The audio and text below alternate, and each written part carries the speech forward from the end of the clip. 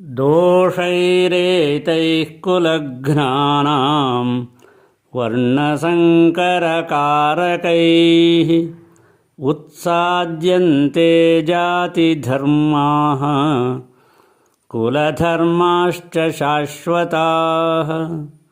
उत्सन्नकुलधर्माणां मनुष्याणां जनार्दन नरके नियतं वासः भवतीत्यनुशुश्रुम। अहो बत महत्पापं कर्तुं व्यवसिता वयं यद्राज्यसुखलोभेन हन्तुं स्वजनमुद्यताः।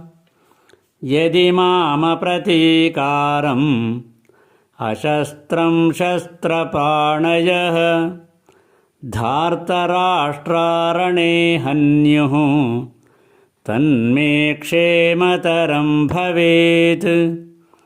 संजय उवाच एवमुक्त्वार्जुनः सङ्ख्ये रथोपस्थ उपाविशत् विसृज्य सशरं चापं शोकसंविघ्नमानसः। ॐ तत्सदिति श्रीमद्भगवद्गीतासु उपनिषत्सु ब्रह्मविद्यायां योगशास्त्रे श्रीकृष्णार्जुनसंवादे अर्जुनविषादयोगो नाम प्रथमोऽध्यायः। हरिः ओम्।